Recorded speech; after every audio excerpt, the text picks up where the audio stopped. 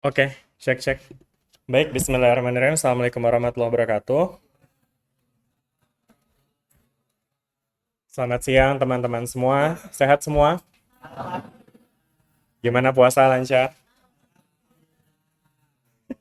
Kalian kelas dari hari apa? Senin, Selasa ada kelas semua. Berarti ini kelihatannya bukan kelas pertama di hari puasa ya. Sudah berpengalaman lah ya menghadapi kelas-kelas siang bolong kayak gini ya. Oke, ketemu lagi dengan saya. Nggak tahu deh, ada yang pernah ketemu sama saya sebelumnya? Pasti lah ya, kita ketemu di Fisdas ya. Ada yang Fisdas yang nggak sama saya? Enggak ya? Sama ya. Ini semua kelas B semua berarti. Oh, ya udah orang lama semua berarti lah ya. Nggak perlu kenalan panjang-panjang berarti. Tapi ya udah. Oke, jadi hari ini teman-teman kita akan mengikuti perkuliahan fisika industri ya.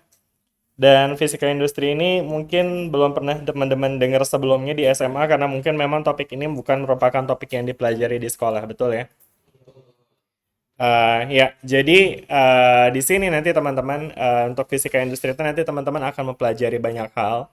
Namun sebelum kita masuk ke materi perkuliahannya, saya rasa akan bagus untuk kita memahami bagaimana rencana pembelajaran semester untuk mata kuliah ini. Jadi fisika industri ini 2 SKS betul ya? Jadi untuk perkuliahannya pun juga 100 menit. Sekarang jam berapa kita mulai? Jam 1 ya, nanti berarti sampai jam 2 berapa? 2.40 ya. Oke. Lalu kemudian di sini dosen pengampunya ada dua, Pak Asmar dan juga saya, dan kami membagi tugas di mana saya insya Allah akan mengampu dari awal sampai UTS, kemudian nanti dari UTS setelahnya bakal sama Prof. Asmar. Lalu kemudian capaian dari pembelajaran mata kuliah ini, jadi nanti dengan teman-teman mengikuti perkuliahan ini diharapkan teman-teman bisa memahami dan menerapkan prinsip dasar fisika yang relevan dalam dunia industri ya, mulai dari mekanika, termodinamika, elektromagnetisme, dan seterusnya. Teman-teman bisa bacalah di situ ya. Kemudian juga langkah berikutnya juga ada menganalisis aplikasikan teknologi berbasis fisika, kemudian mengintegrasikan konsep standarisasi, dan yang terakhir mengembangkan keterampilan analisis dan problem solving berbasis fisika. Jadi memang kalau teman-teman lihat dari apa yang diharapkan dari perkuliahan ini, teman-teman diharapkan sudah selesai dulu nih urusan di fisika dasarnya begitu ya. Karena memang di sini justru kita akan belajar tentang bagaimana kita bisa menerapkan apa yang sudah kita pelajari dalam industri gitu ya. Ya memang mungkin di sini juga baru pengantar aja ya, nggak bakal sampai dalam banget juga. Karena nanti mungkin kalau teman-teman tertarik pada industri tertentu, ya itu nanti akan teman-teman bisa dalami di tahun ketiga atau tahun keempat sekalian nanti teman-teman bisa pilih sebagai apa namanya topik penelitian teman-teman semua seperti itu. Oke. Lalu kemudian untuk bahan kajiannya akan kita bahas di perkuliahan ini overall ada 5. Ya, yang pertama di sini ada konsep dasar fisika untuk industri, kemudian aplikasi gelombang elektromagnetik, kemudian nanti pengujian tak rusak atau non-destructive test ya, dalam industri yang insya Allah akan dibahas sebelum UTS. Kemudian nanti setelah UTS ada standarisasi dan juga integrasi fisika. Insya Allah ya kalau tidak ada perubahan. Karena nanti ini subject to discuss juga bagaimana Profesor akan menyampaikan materi-materi tersebut. Seperti itu. Kemudian untuk kegiatan kelasnya seperti ini teman-teman ya, kita akan ada tatap muka kelas di mana nanti akan ada pengantar materi, diskusi konsep dasar, dan juga problem solving.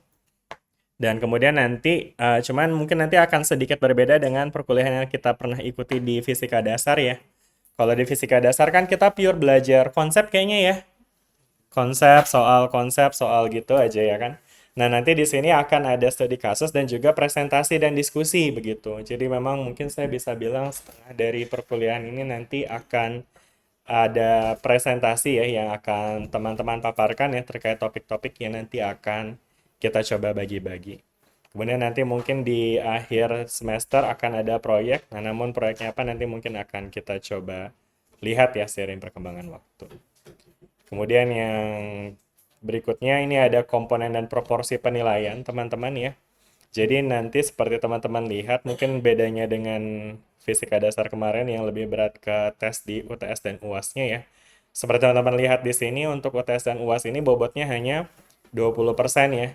Jadi buat teman-teman yang mungkin punya trauma dengan UTS dan UAS, mudah-mudahan bisa lebih tersenyum cerah mengikuti perkuliahan ini gitu ya. Tapi bukan berarti nggak nyiapin UTS UASnya juga ya. Karena kan, however, UTS UAS itu kan ujian yang bisa kalian ikuti untuk mengukur ya, seberapa paham kalian untuk perkuliahan tersebut ya. Namun di sisi lain ada aspek-aspek yang akan dinilai nantinya ya. Mulai dari aktivitas partisipatif, proyek, dan juga tugas atau kuis ya. Jadi kalau aktivitas partisipatif ini berkaitan dengan apa tuh? Tadi ya presentasi materi presentasi topik-topik yang nanti akan kita coba bagi-bagi, dan kemudian proyek ini juga memiliki porsi yang cukup besar ya. Sedangkan tugas dan kuis ini ada bobot juga 10%, di mana di setiap perkuliahan harapannya kita nanti bisa ada mini kuis ya. Nanti teman-teman bisa ya mungkin ada sekitar 2 atau 3 pertanyaan isian yang nanti teman-teman bisa coba untuk uraikan gitu ya. Itu, kemudian ada apa lagi nih? Ini ada peraturan dan tata tertib dan seterusnya. Ya ini standar ya sebetulnya ya. Habis itu ada apa lagi nih? Udah ya, itu aja sih. Oke, itu dia pembukanya sih teman-teman. Kira-kira ada yang mau ditanyakan nggak untuk perkuliahan ini? Openingnya dulu nih ya, openingnya. Oke ya, ini terkait kehadiran, terkait keterlambatan ya.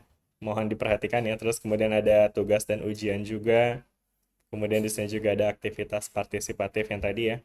Ini harapannya nanti teman-teman semua bisa aktif ya ketika mendapatkan tugas untuk presentasi nanti. Anyway, kita ada berapa mahasiswa ya di kelas ini? 40 ya. Saya kepikir mungkin nanti kita bisa ngebagi jadi 8 kelompok ya. Jadi mungkin nanti satu kelompok berisi 5 orang. Teman-teman sudah pernah membagi kelompok sebelumnya di kelas yang lain? Udah. Udah punya kelompok ya? Oh, belum. Ya udah, nanti mungkin kita coba atur lagi ya pembagiannya ya. Nanti mungkin pembagian akan kita bahas di akhir perkuliahan ini. Ya, terus kemudian ada apa lagi nih? Ini ada kejujuran akademik, etika kelas, luring, daring, dan seterusnya. Yang saya rasa teman-teman sudah pernah lihat ini ya. Oke, sebelum kita melanjut nih, ada lagi nggak nih teman-teman yang ingin ditanyakan? Anyway nih, mohon maaf ya, gambar saya mungkin agak sedikit mengganggu. Tapi mudah-mudahan enggak, karena di sini saya pengen sekalian nge-record sih, biar nanti kalau misalnya teman-teman mau review lagi, nanti bisa cek di, mungkin nanti saya rencana bakal upload di YouTube sih, tapi nggak tahu nih, memorinya cukup apa enggak. Ini juga baru percobaan pertama soalnya. Oke, ada pertanyaan lagi kah? Udah? Oh iya, silakan. Boleh ke ini yang keterlambatan poin 2. Keterlambatan, boleh. Keterlambatan penyerahan tugas selama 1 sampai 7 hari, nilainya dikurangi 20 poin Pak ya. Nah, Heeh. terus itu apakah berbeda sama tugas yang ujian ke poin bawahnya Pak? Nah, kalau di situ kan kalau tidak mengumpulkan tugas tepat waktu akan diberikan nilai 0, sedangkan yang di atas itu dikurangi sebesar 20, apakah ini tugas yang berbeda? Oke, iya, beda-beda. Jadi kalau yang tugas yang ada di atas ini nih terkait dengan tugas, biasanya sifatnya tugas harian sih. Tugas harian, ya. Tapi saya nggak berencana untuk kasih kalian tugas harian sih sebetulnya. Tapi nggak tahu mungkin nanti Pak Asmar bakal ada atau enggak. Cuma at least buat sampai UTS ini rencananya sih nggak ada tugas harian. Adanya apa? Adanya presentasi itu tadi. Jadi langsung kalian bikin dalam berupa bentuk apa namanya PowerPoint segala macam yang nanti akan kalian presentasikan di pertemuan berikutnya seperti itu. Jadi sepertinya untuk tugas yang pengurangan 20 poin ini untuk sebelum UTS ini mungkin belum ada ya. Nah, sedangkan kalau yang tugas yang di bawah itu terkait sama itu biasanya tuh kalau misalnya memang nanti dilihat situasinya ternyata lebih cocok ujian dalam bentuk tugas ketimbang UTS dan UAS, maka itu refer ke yang tugas dan ujian itu tadi tuh. Ya, jadi biasanya apa namanya misalnya UTS-nya dalam bentuk tugas gitu ya. Nah, maka jadi ketika terlambat maka nanti nilainya langsung nol gitu. Itu sih. Ya, makasih juga. Oke, ada lagi kah yang ingin bertanya?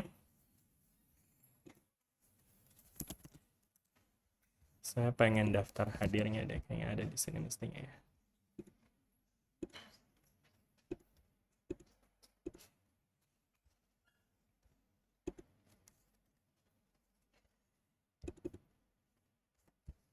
Ini ya, nama-namanya ya. Kayak daerah, September, segala macam. Saya pengen manggilin semua juga kebanyakan, tapi ya. Saya semua hadir ya hari ini ya.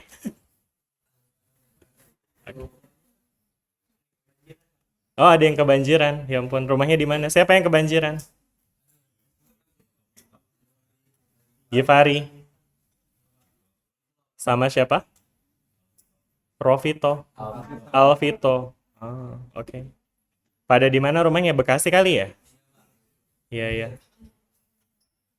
Tapi rumah dia kebanjiran kena? Atau cuma karena jalanannya aja? Ya Allah, kasihan banget.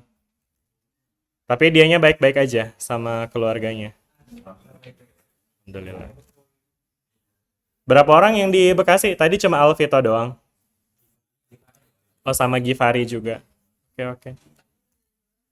Ya dan nanti mungkin, ya hopefully kalau misalnya emang ini nanti sejadi saya upload, nanti teman-teman kalian yang nggak bisa hadir bisa lihat dari YouTube-nya aja ya.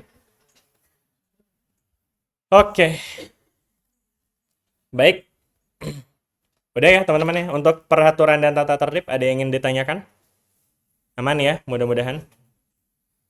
Baik, kalau sudah aman semua, kita akan lanjutkan lagi ya teman-teman ya. Sebentar, saya ingin make sure ini audio masuk. Oke. Ya, sekarang kita akan masuk ke perkuliahan kita yang pertama ya, di mana nanti di sini kita akan membahas tentang fisika industri dan juga konsep dasar mekanika ya.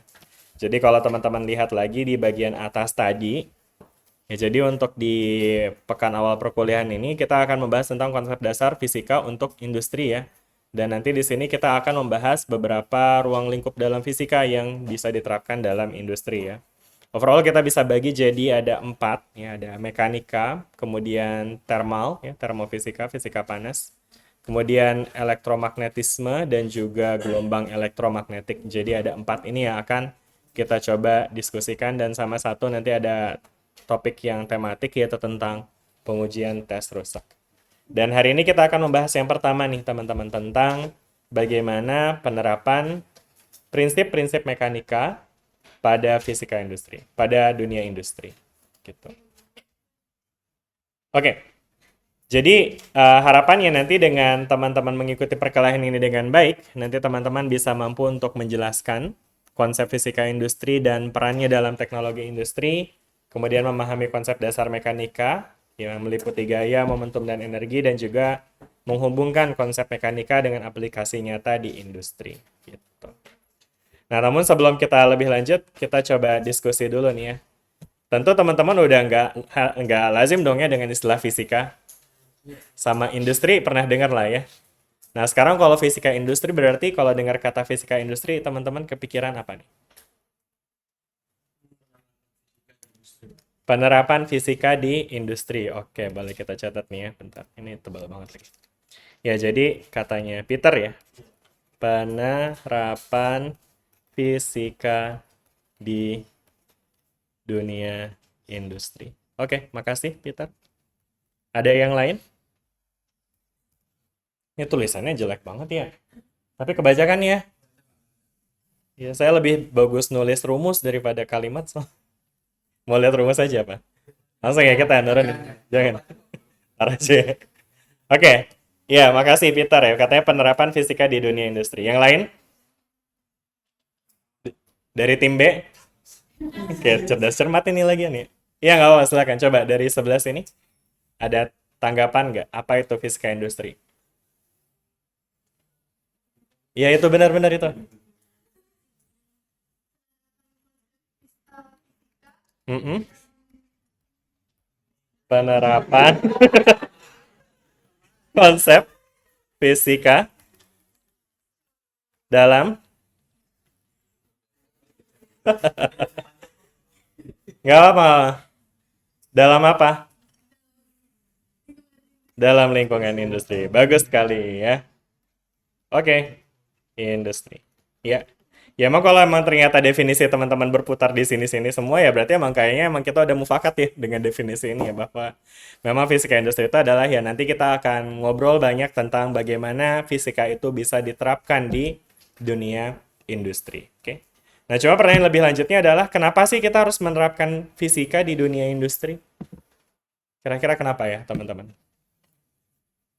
Ada tanggapan nggak? Apa keuntungannya kita menerapkan dibandingkan kita ya udah langsung lakuin aja yang penting jadi gitu.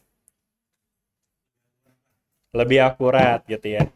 Jadi mungkin itu bisa kita tambahin ya sebagai tambahan ya. Jadi agar Lebih akurat. Gimana nih maksudnya lebih akurat? Emang kalau pakai fisika jadi lebih akurat gitu? Kalau industri tetap bersinar, kalau mesin kan ukuran itu harus tepat, jadi mungkin hitungannya harus benar. Oke, agar lebih akurat dengan perhitungan yang tepat begitu ya. Perhitungan yang tepat. Oke, nice. Ya, terima kasih Peter. Yang lain? Kira-kira kenapa nih kita perlu menerapkan konsep fisika dalam dunia industri? Supaya lebih maksimal Pak. Supaya lebih maksimal, berarti optimalisasi gitu ya. Agar hasilnya, ya Allah tulisannya jelek banget ya. Lebih tuh kayak N gitu, lebih optimal. Oke. Ya, saya kayak pengen tulis nama teman-teman. Tadi Peter ya. Ini tadi siapa namanya? Risma, Lajma, Lajma, Najma. Aduh maaf ya, Najma. Oke, ini Peter lagi. Terus ini tadi siapa? Adam. Oke. Oke, baik. Ya itu dia ya. Ada lagi teman-teman yang ingin kasih tanggapan yang lain terkait dengan kenapa kita harus menerapkan prinsip fisika dalam dunia industri? Mendukung, mendukung efisiensi dan produktivitas. Ya Allah, maaf ya tulisan saya jelek banget, so saya sendiri enak lihat tulisan saya. Nggak apa-apa. Ya, siapa namanya tadi? Maaf? Valia. Pakai F apa pakai P? Valia. Oke. Ya, ini dia teman-teman ya. Oke, jadi overall dari sini kita udah bisa lihat ya banyak hal yang telah teman-teman utarakan nih terkait dengan fisika industri mulai dari definisi dan juga apa namanya tujuannya ya. Dan tentu ini kita bisa sepakati juga ya. Sepertinya nggak ada yang sangat bertentangan di sini ya. Nah, mungkin sekarang tahapan ketiganya teman-teman bisa sebutin nggak contoh dari penerapan fisika di dunia industri itu seperti apa ya? Pesawat terbang. Contoh pesawat terbang. Pesawat terbang. Bentar. Contoh pesawat terbang. Oke. Gimana tuh? Bisa lebih dielaborasikan? Gimana penerapan fisika dalam pesawat terbang? Sayapnya? Penerapan konsep teknologi ya, gaya itu lebih besar daripada gaya berat di pesawat. Oke. Pesawat terbang menerapkan prinsip Bernoulli ya. Bernoulli. Bernoulli itu penyanyi ya? Nyanyi untungnya. Masalah. Mirip kan? Enggak ya? Sorry. Pesawat terbang menerapkan prinsip Bernoulli agar bisa terbang gitu ya. Tadi ya, dia menerapkan yang masalah apa namanya? Tekanan ya. Oke, coba ini menarik ya. Coba dijelasin lebih lanjut nih. Gimana sih emang prinsip Bernoulli itu bicara soal pesawat supaya bisa terbang? Jadi kalau menurut rumusnya itu kan setengah rho terus v kuadrat dikali sama luas sayap pesawatnya itu kan. Nah nanti dicari dulu luas penampangnya itu berapa, itu sama koefisien sayapnya itu berapa, nanti dikalikan aja, terus hasilnya nanti dibandingkan sama hasil kalinya sama gaya beratnya. Nanti semisal hasil Bernoulli-nya itu lebih besar, itu pasti pesawatnya bakal terbang. I see. Oke. Ya, terima kasih. Siapa tadi namanya? Adam juga lah ya. Ini kayaknya jawab baru ini aja ya. Adam sama dari tadi ya. Adam sama Peter ya. Nggak apa-apa. Adam. Ini kenapa dia berubah jadi merah? Ini emang nama panjangnya Adam, bukan kan ya? Oke. Ya, makasih ya Adam ya. Ada lagi mau yang sebutin contoh lain? Untuk penerapan fisika dalam industri? Mobil terbang. Ada.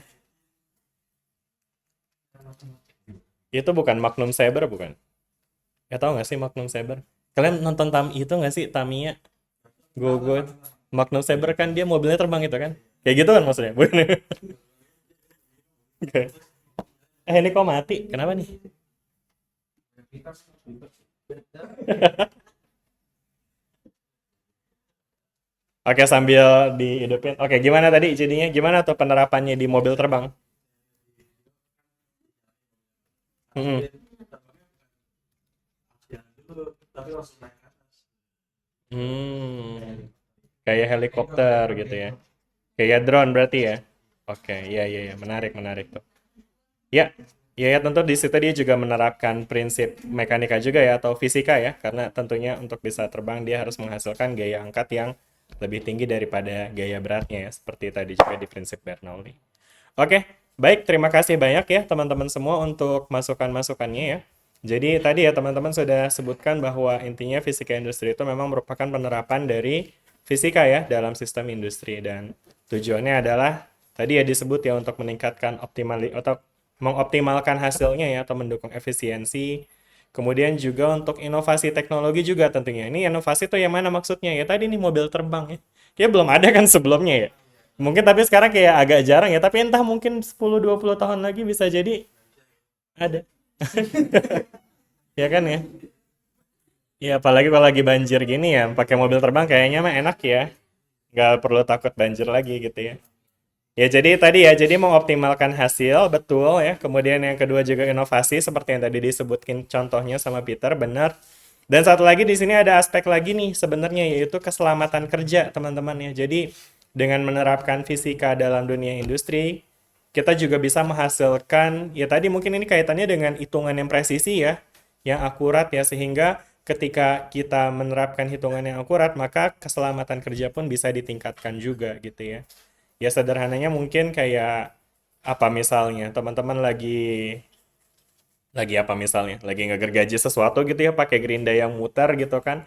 Nah, kita bisa menerapkan prinsip fisika untuk untuk menentukan ketebalan si gerindanya berapa gitu biar aman misalnya gitu ya kan. Karena kalau misalnya ternyata dia terlalu tipis dipakai buat ngegerinda itunya pecah ya kena ya badan apa segala macam ya kan itu bisa berbahaya ya.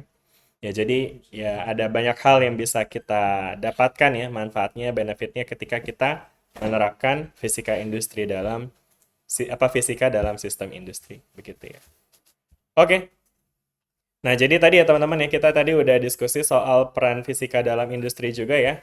Jadi tadi ini mungkin contoh-contoh ya yang tadi teman-teman udah sempat sebutin juga. Sebetulnya kalau kita ngomongin contoh tentu akan lebih banyak lagi ya. Tadi mungkin contoh baru disebutin ada berapa tuh tadi? Tentang pesawat ya, dua-duanya tentang pesawat sama terbang ya.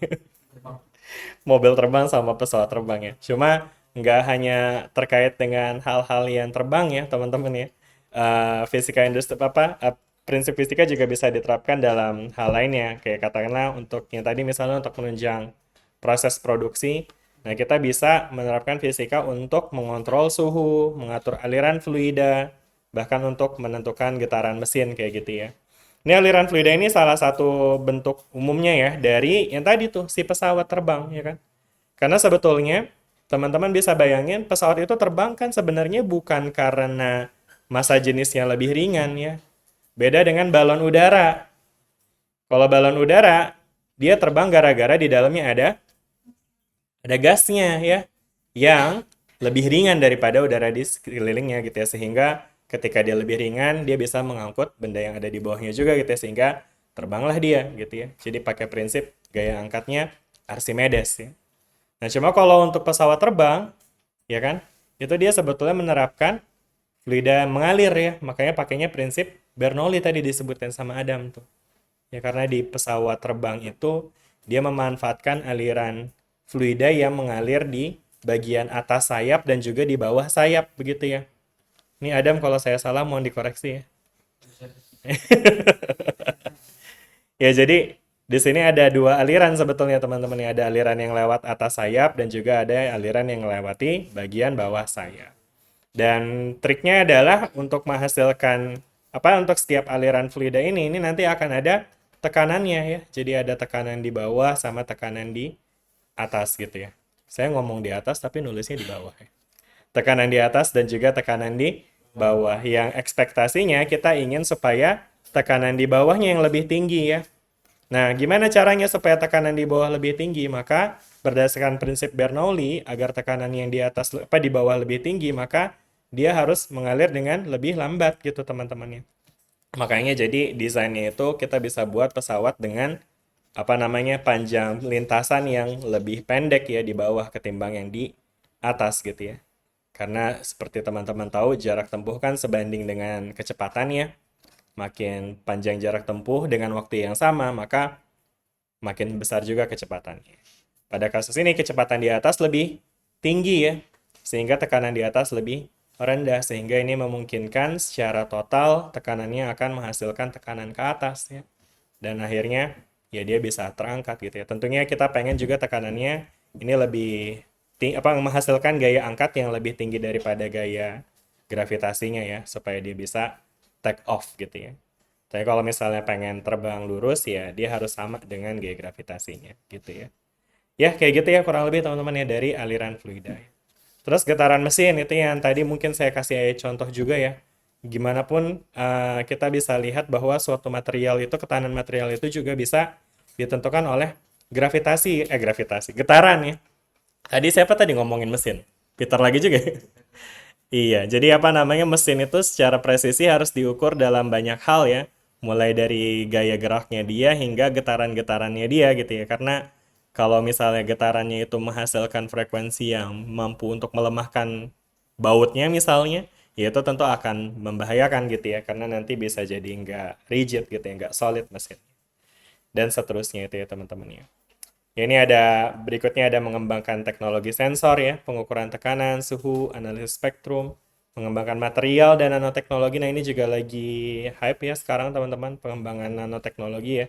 Seperti diciptakannya material tahan panas, tahan air, tahan korosi ya kan. Dan ini cukup maju nih di fisika UNJ ya. Banyak profesor-profesor kita yang mendalami di bidang material dan nanoteknologi, salah satunya Prof. Esmar. Nanti kalau teman-teman tertarik dengan fisika material bisa ngomong lebih banyak ke beliau ya. Kemudian ada energi dan lingkungan juga ya. Dan juga komputasi industri. Nah dari semua ini kira-kira gimana teman-teman? Ada yang mau tanya nggak? Atau mungkin kasih contoh yang lain yang belum disebutin di sini.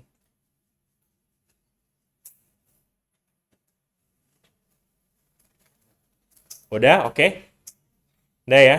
Kalau keluar di kuis bisa nih ya. Udah ya, nggak ada yang tanya nih. Kita lanjut ya teman-teman ya. Oke, ini tadi ya peran fisika dalam industri ya. Nah, terus kemudian kalau kita lebih lanjut ya tadi teman-teman ya ini pengembangan lebih lanjut aja sih. Jadi dalam teknologi sensor dan pengukuran tadi ya teman-teman kita bisa membuat sensor tekanan ya. Sensor tekanan itu bisa digunakan untuk memantau fluida di pabrik atau di kendaraan ya kan. Kemudian sensor suhu juga ya bisa kita pakai untuk proses produksi. Kemudian ada juga spektroskopi untuk menguji kualitas bahan baku melalui analisis cahaya. Pernah dengar nggak nih teman-teman spektroskopi? Apa? Kopi? Iya, iya, iya. Americano kali ya. Apa nih spektroskopi? Pernah dengar istilah spektroskopi? Yang pernah dengar boleh sebutin? Iya, silakan. Iya, silakan.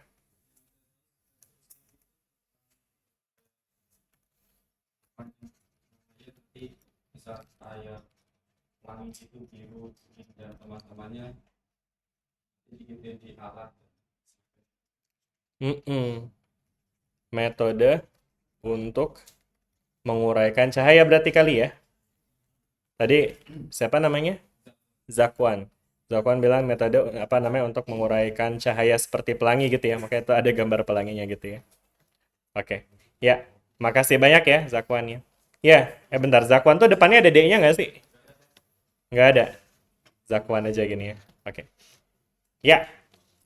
Ya, jadi spektroskopi ini teman-teman merupakan salah satu penerapan metode penerapan fisika dalam dunia industri juga ya. Nah, namun di sini kita bisa menerapkan spektroskopi untuk menguji kualitas bahan baku melalui analisis cahaya ya. Jadi tadi bilang ya Zakwan bilang nanti dia akan menghasilkan warna pelangi begitu ya.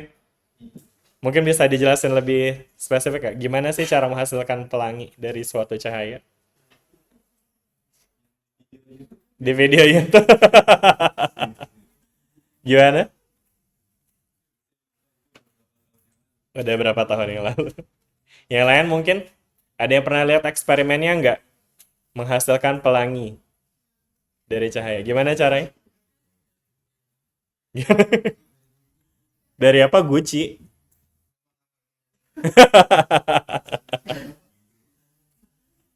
Gimana? Dari tim B mungkin silakan. Gimana sih cara menghasilkan pelangi? Dari hujan. Oke, bisa tuh ya dari hujan. Gimana tuh mekanismenya? Kok hujan bisa menghasilkan pelangi ya? Pembiasan cahaya. Oke, nice. Itu kata kunci satu ya. Makasih ya Adam ya. Tim A berapa udah skornya ini? Yuk tim B gimana nih? Tadi udah kata kunci pembiasan. Kira-kira alatnya apa sih? Kaca. Kaca yang gimana tuh? Kaca yang cembung. Cembung. Kenapa emang harus cembung?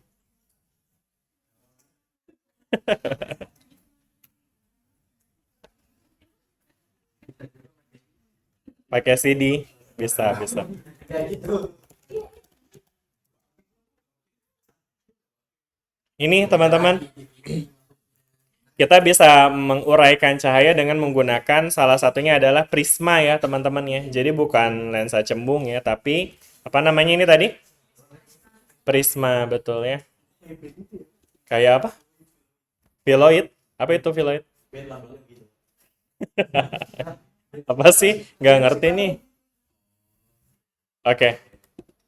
Ya, jadi ini ya tadi teman-teman ya, kita bisa menghasilkan cahaya, apa menguraikan cahaya dari apa namanya dari prisma ya teman-teman ya, karena kan gimana apa nanti apa namanya si cahaya putih itu kan seperti teman-teman tahu dia tersusun dari banyak panjang gelombang ya, dan panjang gelombang pada cahaya itu berasosiasi pada warna ya. Jadi kalau banyak panjang gelombangnya artinya banyak warnanya, dan berbagai macam warna itu dia kalau misalnya mereka berpadu akhirnya mereka akan menjadi warna putih, oke? Dan ya udah, maka warna putih pun juga kita bisa inverse ya, kita bisa balikan lagi, kita uraikan lagi untuk menghasilkan panjang gelombang masing-masing gitu ya.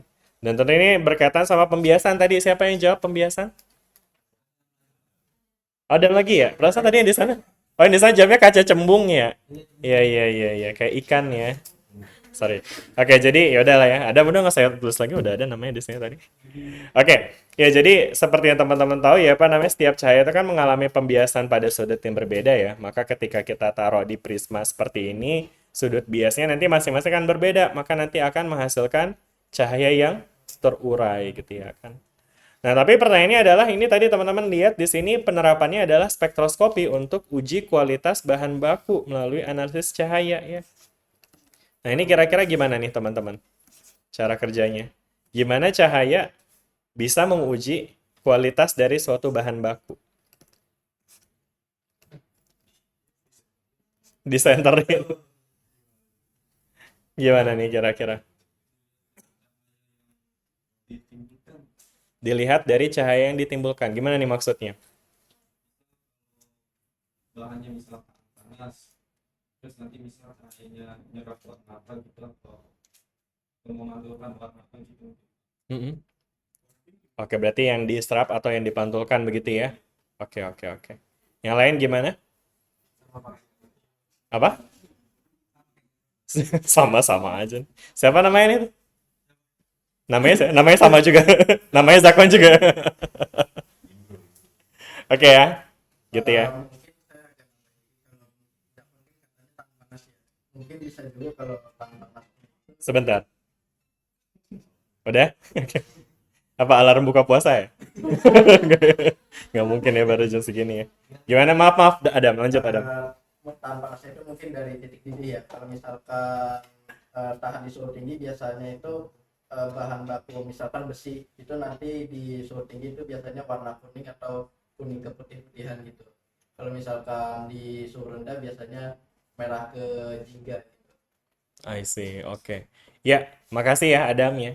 Jadi kalau misalnya terkait dengan warna dan suhu, itu ada lagi tuh kajiannya memang ya. Itu di black body radiation ya.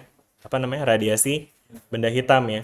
Di mana suatu benda ketika dipanaskan dia akan memancarkan cahaya dengan warna yang berbeda ya.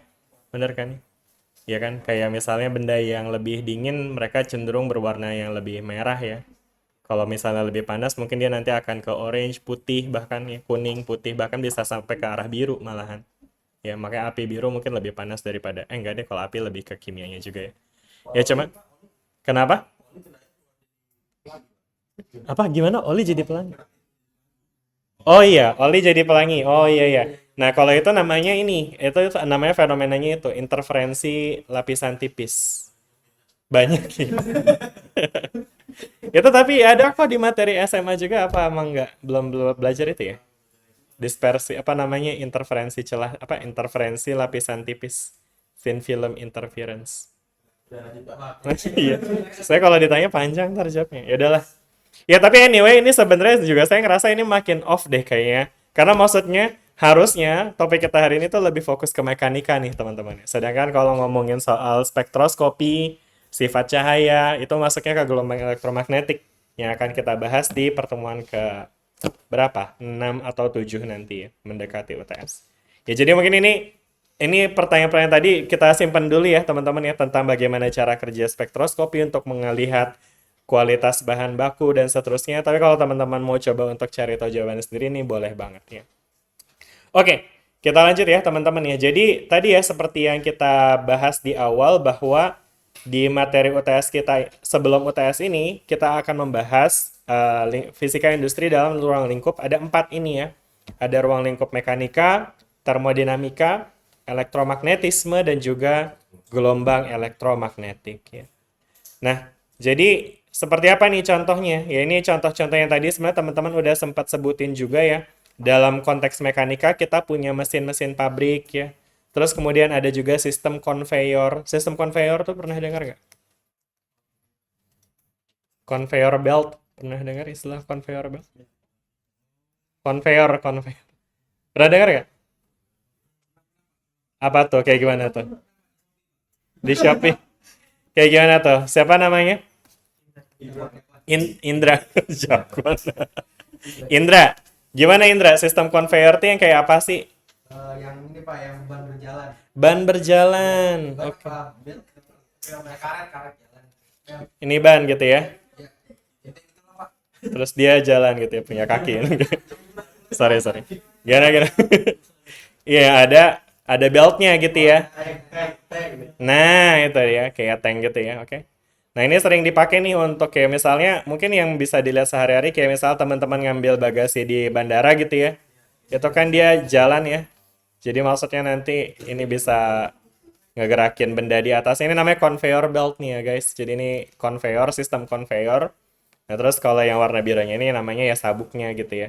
Jadi dengan apa namanya rotasi dari beltnya itu nanti bakal bisa, rotasi dari rodanya dia bisa menggerakkan belt yang ada di atasnya seperti itu ya. Dan tentu di sini sangat erat kaitannya dengan apa namanya mekanika ya, karena dalam hal ini kita harus menganalisis nih berapa besar gayanya, berapa rotasinya, berapa gaya geseknya, sehingga kita bisa menghasilkan kecepatan yang pas ya, biar nggak terlalu lambat sehingga kelamaan nungguin barangnya, atau terlalu cepat sehingga nanti barangnya bisa jadi mental malahan kayak gitu ya. Jadi banyak analisis fisikanya ya, seperti gaya geseknya, dan gaya torsi-torsinya, dan seterusnya gitu ya. Siapa tadi namanya? Ilham? Indra. Sorry. Indra. Indra Jegel? Ya, itu. Oke. Ya, makasih ya Indra ya. Sama-sama, Pak. Indra Primawan. Sebut aja semuanya ada Indra, ke-6. Oke, itu tadi ya. Terus ada apa lagi nih? Ada juga alat angkut ya. Alat angkut itu yang kayak apa sih teman-teman alat angkut? Forklift, benar bisa tuh ya kan. Itu dia pakai prinsip hidrolik tuh ya dia di dalamnya ya. Ada apa lagi alat angkut? Lift. Ya nggak apa-apa lift. Kenapa liftnya? Gimana liftnya?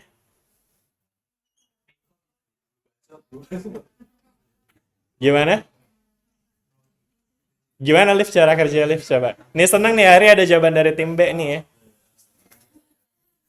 Ya tim Bu Ibu gimana? Sistem katrol. Oke, jadi alat angkut di sini Dia menggunakan sistem katrol gitu ya. Katrol. Kayak gimana tuh cara kerjanya katrol? Kenapa harus pakai katrol? Kenapa lift harus pakai katrol? Kalau nggak pakai katrol, nggak jalan.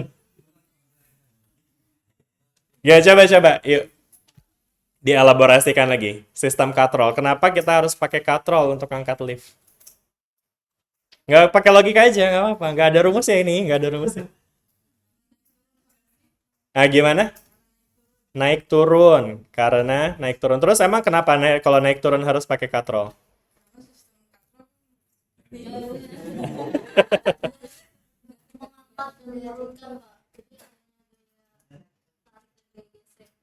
Gaya tarik dan gaya gesek ya. Iya, jadi maksudnya kalau misalnya kita tarik, dia nanti naik gitu ya. Kalau kita lepas, dia turun begitu ya. Oke. Tapi ada ini nggak, apa namanya, ada pertimbangan terkait dengan ininya nggak? Pakai katrol tuh jadi lebih ringan gitu misalnya. Mengurangi gaya, Pak. Nah, bisa nggak? Gimana tuh cara mengurangi gayanya? Kita Kan menarik itu artinya memberikan gaya kan. Misalnya liftnya mau ditarik beratnya 500 kg nih atau 1 ton. gaya torsi Gimana gaya torsi? lebih panjang gitu ya. Lebih panjang apanya itunya tuh? Namanya gaya di bob kunci Inggris gaya. Kunci Inggris. Key dong, key ya. Semakin tapi bisa diperbanyak pas pakai VT kan puteran makin susah. Heeh. Panjang kan puteran lebih gampang mungkin gitu kan. Oke, nah tapi ini kan katrol nih. Kalau katrol gimana sih? Pakai yang beban. Pakai beban gimana tuh maksudnya? Jadi kayak misalnya lift ada lift terus atasnya katrol gitu kan, kalau misalnya mau naik bebannya diturunin terus liftnya naik kayak Ah, iya iya. Ini pasti sering lihat di mall-mall tuh yang lift yang transparan itu ya. Kayak ada sesuatu batu-batu yang keangkat gitu ya. itu satu kasur gitu. Iya, iya, iya. Oke, ya intinya banyak hal yang bisa kita terapkan pada bahkan dalam lift ya, nggak cuma katrol doang ternyata ya. Kita juga bisa, ya memang salah satu kegunaan katrol tuh sebenarnya dia adalah mengubah arah gaya ya, seperti yang tadi disebutin sama siapa tadi namamu, Nak? Bukan. Ini Hawa kali ya, enggak ya? Siapa tadi? Siapa tadi? Iya, siapa namanya? Dita. Dita. Oke, sama tadi kalau yang di sana siapa tadi namanya? Ratu. Oke. Siapa lagi tadi yang bersumbang sih ngejelasin katrol tadi? Udah ya? Zikri. Zikri. Oh ya, ada sih. Oh iya, Zikri benar ya tadi ya Zikri. Oke. Sip. Indra lagi. Sungguh saya. Oke, ya itu ya teman-teman ya. Jadi ternyata banyak banget ya teman-teman ya apa namanya prinsip fisika yang bisa diterapkan untuk satu alat doang tadi lift ya. Mulai dari bagaimana katrol bisa bekerja dengan mengubah arah gaya ya. Untuk mengangkat kita tinggal tarik gitu kan, untuk nurunin kita tinggal lepasin. Terus habis itu tadi sistem beban yang bisa kita atur dan seterusnya ya. Yang bisa kita ya tadi ya terapkan untuk menghasilkan lift yang lebih optimal begitu ya. Kemudian berikutnya nanti ada juga sistem termodinamika ya, seperti sistem pendingin, efisiensi mesin, konversi energi, dan seterusnya. Dan ada elektromagnetisme, gelombang elektromagnetik, dan seterusnya ya. Oke, ya saya rasa mungkin itu ya, cukup ya teman-teman ya untuk overview di awalnya. Ini juga tadi ada tambahan lagi ya, aplikasi mekanika di industri. Tadi kita udah lihat salah satu contoh yang tadi sempat disebutin ya, ada conveyor belt ya. Dimana di conveyor belt itu kita bisa menerapkan banyak hal ya. Salah satunya adalah analisis gerak linear ya. Karena kan conveyor belt itu cenderung bergerak dengan kecepatan yang konstan ya. Jadi kayak berapa kecepatannya, berapa jarak tempuhnya, segala macam bisa kita hitungnya. Gaya geseknya, efisiensi energi, dan seterusnya ya. Oke, ada mesin cutter piston dan juga cut roll crane. Oke, sepertinya itu ya teman-teman ya terkait dengan aplikasi mekanika di industrinya ya. Nah, sekarang di sini saya pengen lebih banyak kita di sesi yang berikutnya ini. Kita sampai jam berapa tadi? 2. 14.40 ya, masih ada 1 jam lagi lah ya. Nah, jadi mungkin di di waktu yang tersisa saya pengen ngebahas tentang nge-review lagi ya tentang apa aja yang teman-teman sudah pelajari di mekanika dan bagaimana prinsip-prinsip tersebut bisa diterapkan pada dunia industri begitu ya. Nah, kita mulai dari bagian yang pertama nih. Kita akan review ya jadinya di sini untuk konsep mekanika Dalam hal ini kita akan mereview tentang konsep kinematika dan gaya ya teman-teman ya. Jadi untuk kinematika sendiri itu kan berkaitan dengan cara benda bergerak ya. Dan kalau teman-teman ingat kemarin di fisika dasar kita udah bahas tuh ada dua jenis gerak at least ya, yaitu gerak lurus beraturan sama gerak lurus berubah beraturan ya kan. Nah sekarang kalau untuk di kinematika GLB gimana tuh teman-teman formulanya? Gerak lurus beraturan. Rumus aja nih. S sama dengan P kali T gitu ya. Simple banget ya. Kalau di GLBB ada 4. Apa aja tuh? Apa? Ah, ah.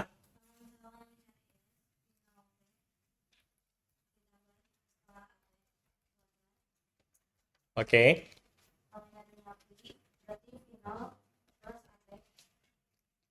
Mhm.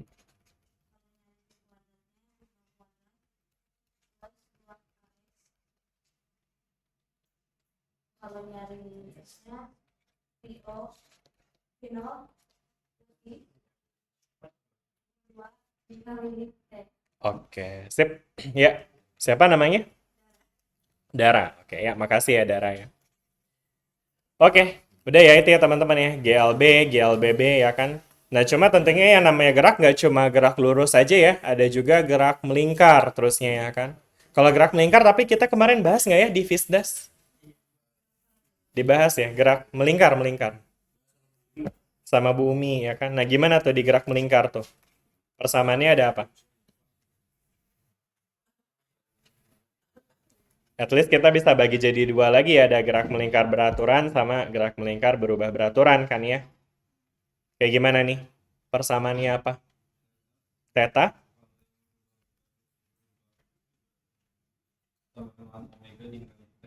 sama dengan omega dikali sama T. Oke, ini lagi ngomongin yang GMBB berarti ya. Ya udah itu tuh ya. Ya, ada theta sama dengan omega dikali T ya. Dimana tetanya itu apa sih? Sudutnya. Kalau omega? Kecepatan sudut. Kalau T-nya?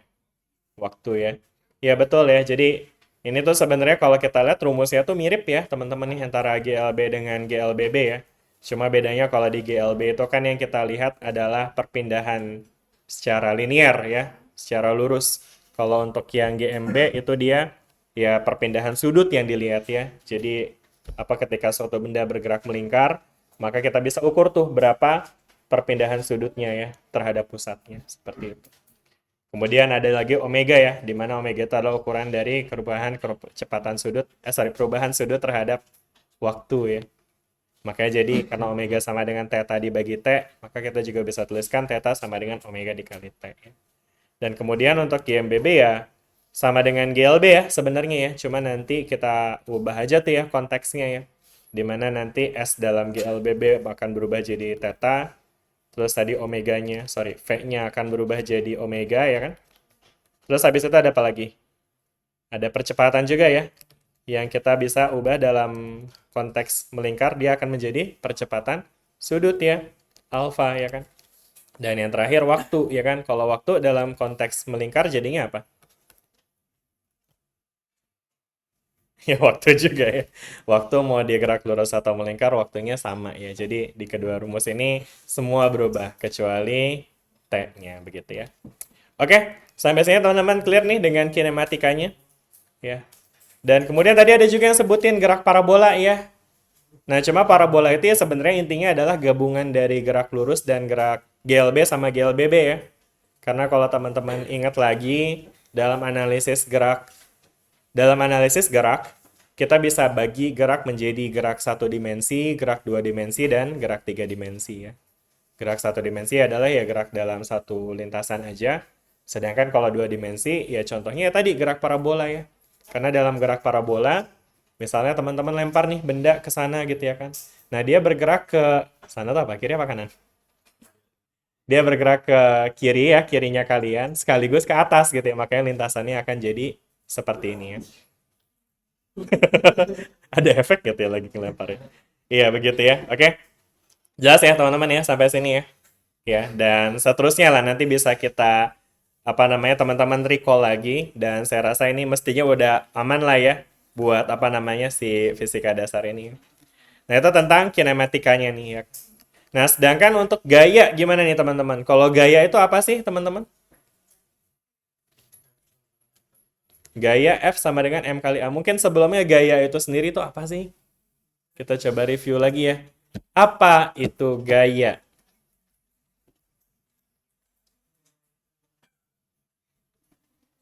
Gaya, apa itu gaya? Gimana boleh-boleh? Suaranya dikerasin, usaha yang dikeluarkan,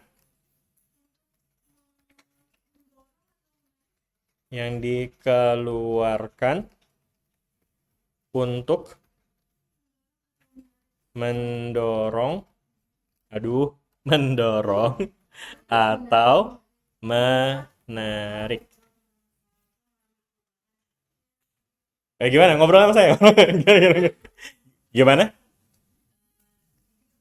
Gitu. Ya, gitu. Oke. Jadi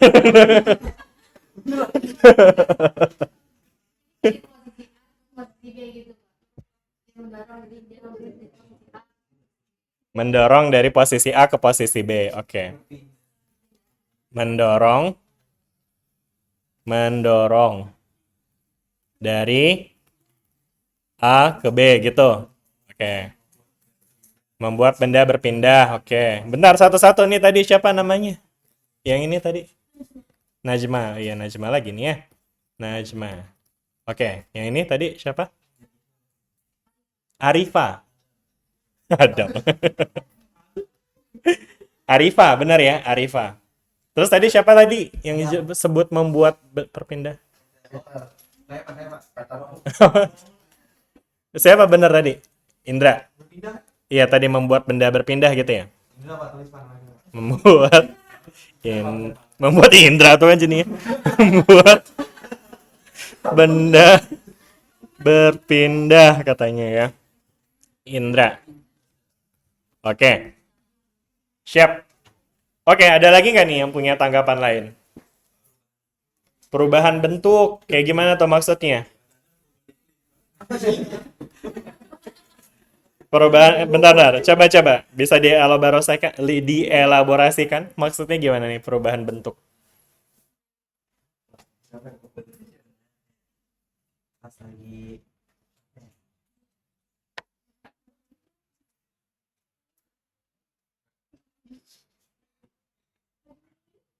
Gimana? Iya. Nggak apa-apa, yang di kepala kamu aja. Contoh nggak apa-apa, contohnya gimana? Kayak misalnya, bendanya nggak gerak, tapi dikasih gaya. Nggak ada ruang buat berpindah, maka yang terjadi perubahan bentuk. Oke. Berarti intinya menyebabkan perubahan bentuk begitu ya? Menyebabkan perubahan bentuk. Oke, siapa namanya? Willy. Tulisnya gimana? W-I-L-L-Y. Iya.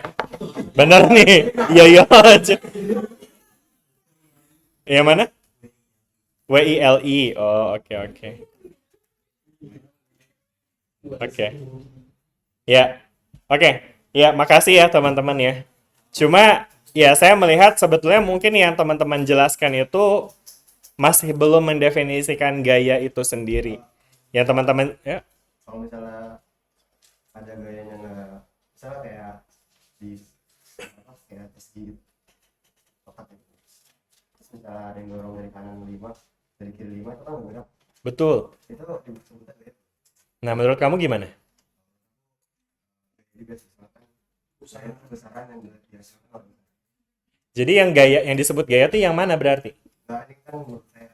Iya. Jadi menurut kamu? Jadi tadi kan kamu ngomongin gini nih. Oke, ini menarik. Tadi siapa namanya, maaf? Zikri. Tadi Zikri udah saya catat dari sini. Oke. Jadi katanya Zikri nih guys, ada benda. Bentuknya kotak.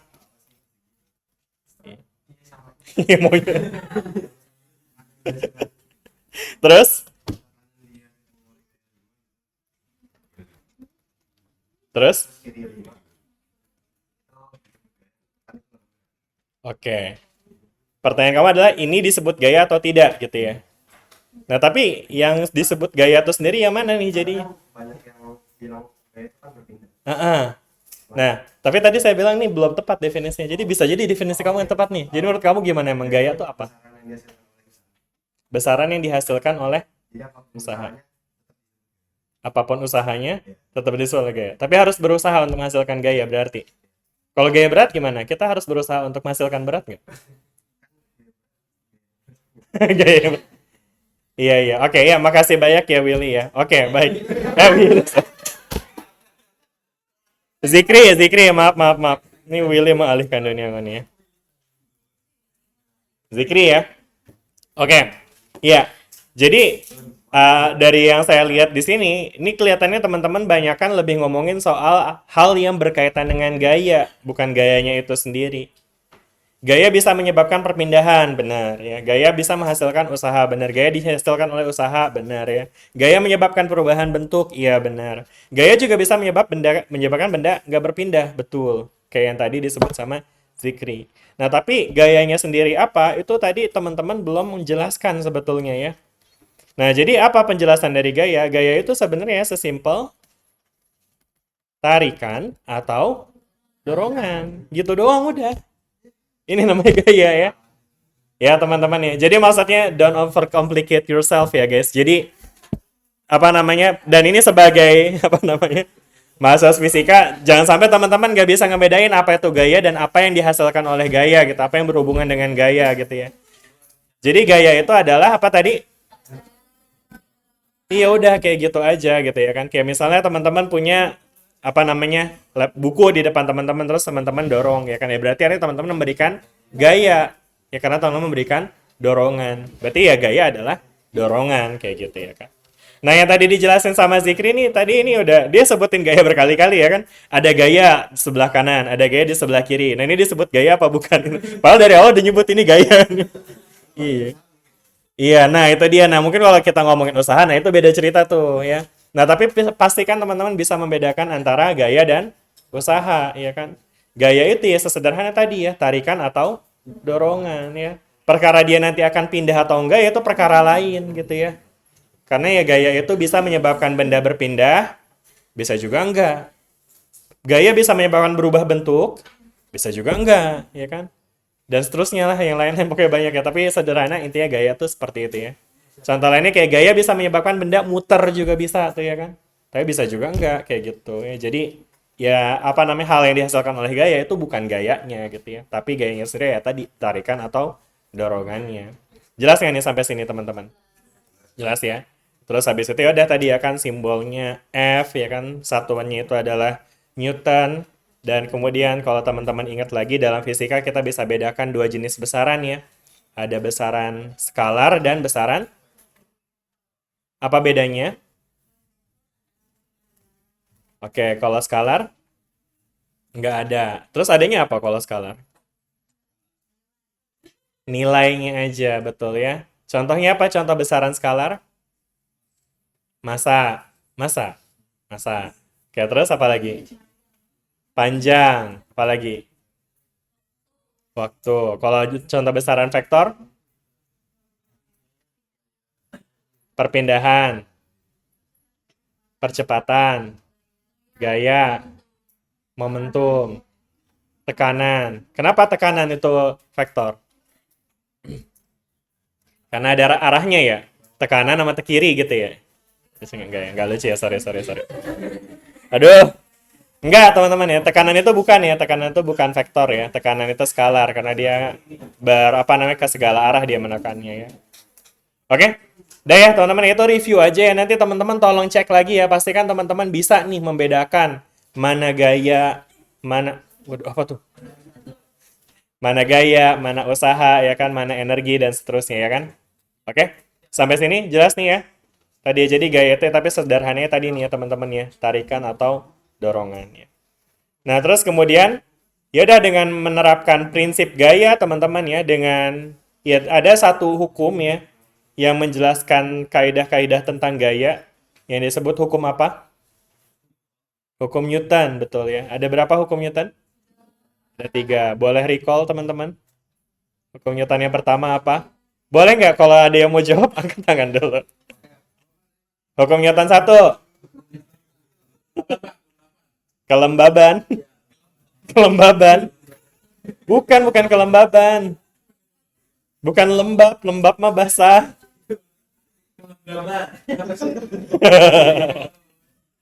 Iya. Apa hukum Newton 1, guys? Siapa yang mau jawab angkat tangan. Ya, dari tim B juga boleh ini. Ya, silakan. F sama dengan 0. Apa tuh maksudnya? Ya, silakan.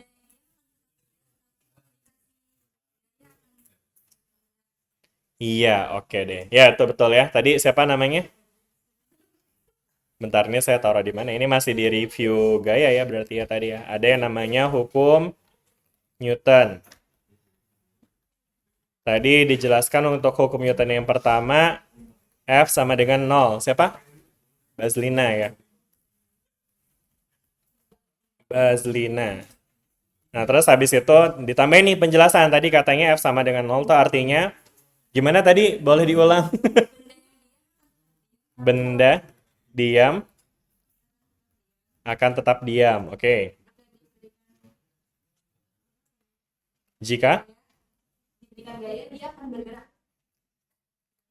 benda diam akan tetap diam. Kata hubungnya apa nih? Sedangkan Jika diberi, namun jika diberikan bergerak. kayaknya kata yang tepat ini deh, kecuali guys. Kecuali jika ada gaya gitu ya. Ada gaya gitu ya pada benda tersebut. Oke, sip. Ya, makasih ya. Siapa namanya? Suci. Oke. Ya, jadi kalau di apa namanya dari definisinya Suci ini udah hampir benar ya. Cuma mungkin teman-teman juga bisa ingat bahwa sebetulnya hukum Newton 1 itu nggak hanya bekerja pada benda yang diam ya. Dia juga bisa bekerja pada benda yang bergerak ya kan. Nah, cuma gimana tuh karakteristiknya? Ini kan dia ngomongin kondisi ketika gayanya 0 ya. Jadi mungkin kalau disambungin dengan yang tadi dijawab sama Bazlina juga, ini berkaitan ya. Jadi kalau kita ngomongin soal jika maka, kita bisa buat kayak gini. Jika gaya pada suatu benda 0, ya, maka benda yang tadinya diam akan tetap diam. Jika 0 tadi ya. Atau benda yang tadinya bergerak, itu akan tetap bergerak ya. Jadi ada kata-kata tetapnya di sini ya. Nah, kata-kata tetap ini tuh istilahnya adalah mempertahankan keadaan geraknya. Dalam bahasa Indonesia disebut kelembaman. Bukan kelembaban ya, kelembaman. Di dalam bahasa Inggris ini teman-teman juga perlu tahu ini namanya dalam bahasa Inggris itu disebutnya inertia. Inertia, oke? Jadi inertia itu adalah kecenderungan benda untuk mempertahankan keadaan geraknya kayak gitu ya. Jadi kalau emang dia diam dia tetap diam, kalau dia gerak dia akan tetap gerak gitu ya. Jadi kayak magernya gitu ya kan ya. Oke. Dan inersia suatu benda itu ya ditentukan oleh apa teman-teman? Oleh apa? Gaya. Inersia suatu benda ditentukan oleh apa teman-teman? Massa, betul. Kenapa tuh massa?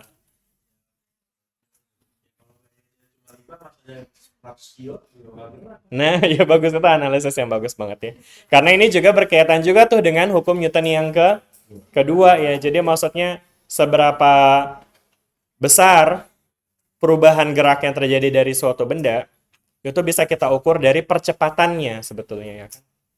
Kenapa percepatan? Karena percepatan adalah dari kinematikanya. Percepatan itu artinya perubahan terhadap. Jadi kalau ada percepatan artinya kecepatannya berubah. Ya jadi artinya kalau dia gampang berubah berarti percepatannya tinggi. Kalau susah berubah, percepatannya rendah. Nah, sedangkan percepatan tadi, kalau kita balik ke hukum Newton kedua yang sudah teman-teman tahu ya, dari hukum Newton kedua, kita bisa tuliskan A sama dengan F per M ya. Ternyata percepatan itu berbanding terbalik dengan massa, yang artinya semakin besar massanya, semakin kecil percepatannya, kayak yang tadi logika yang disampaikan sama Peter tadi tuh teman-teman ya. Langsung pakai angka dia gitu ya. Oke? Pecinta. Ya, gitu ya teman-teman ya. Jelas kan nih sampai sini nih? Ya. Jadi harap teman-teman coba untuk ingat-ingat lagi ya apa yang udah teman-teman pelajari di FISDAS kemarin ya, terutama di aspek mekanikanya begitu ya. Oke. Itu dia teman-teman ya. Nah, maka selanjutnya nanti teman-teman bisa lihat ya, ketika kita menerapkan prinsip gaya dan juga hukum Newtonnya tadi ya. Nah, kita bisa menerapkan dalam banyak hal. Salah satunya adalah untuk menjalankan mesin ya, untuk motor penggerak ya.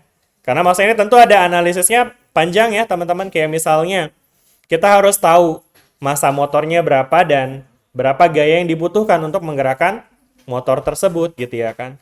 Dan tentu itu nggak bisa dihitung tanpa persamaan fisika kan. Jadi kita harus hitung dulu kayak gitu ya kan. Terus lainnya ada apa lagi nih? Menekan, menarik, mengangkat, atau menggerakkan material gitu ya kan. Ya contohnya kayak kasus lift tadi misalnya ya, untuk narik lift yang beratnya let's say 5 ton gitu ya kan.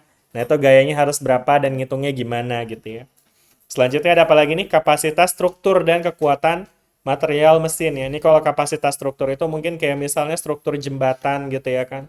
Teman-teman mungkin pernah lihat jembatan yang bentuknya kayak begini? Apa? Bekasi. Kalau yang Sumarekon tuh aneh tuh, ada ininya, ada ini tulang-tulang Titannya gitu. Anyway, ini teman-teman, ketika suatu jembatan itu dirancang seperti ini sebenarnya juga ada analisis fisikanya ya. Jadi beban yang ditampung oleh si jembatan ya, itu ternyata bisa didistribusikan nih gaya-gayanya dengan struktur seperti ini ya. Karena nanti dengan struktur seperti ini nanti masing-masing segmen itu akan menanggung beban atau menanggung gaya dengan ya nilai-nilai tertentu kayak gitu ya. Dan dengan hitungan yang tepat juga nanti kita jadi bisa menentukan gitu ya kan seberapa besar kapasitas dari si jembatan tersebut gitu ya kan. Udah gitu kita juga belum lagi ngomongin soal material penyambungnya, ini kan kayak pasti ada bautnya segala macam ya.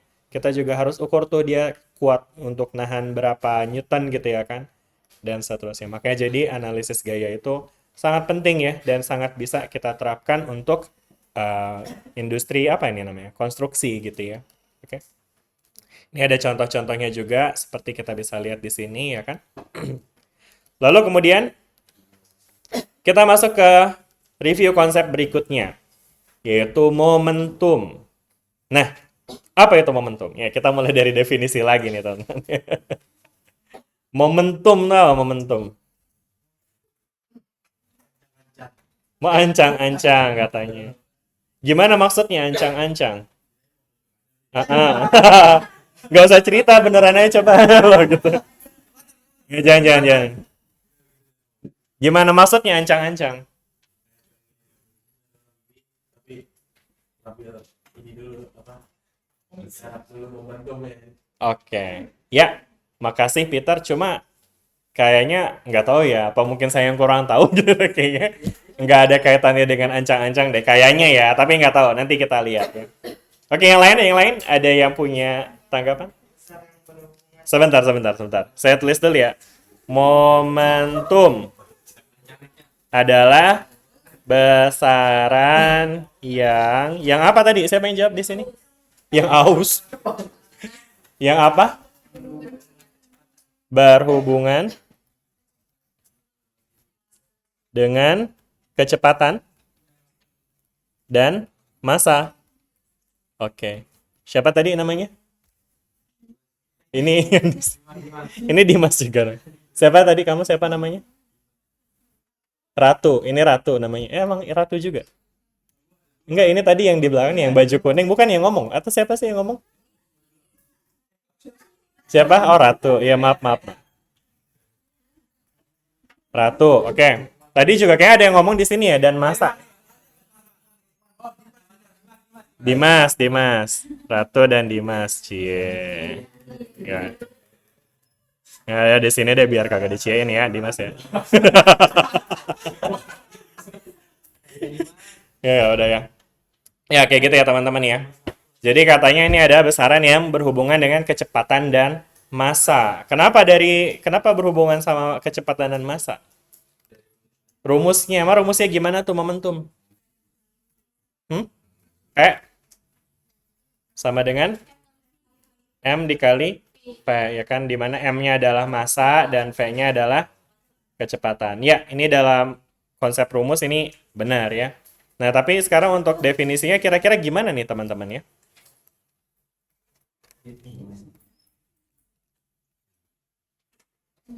Hmm.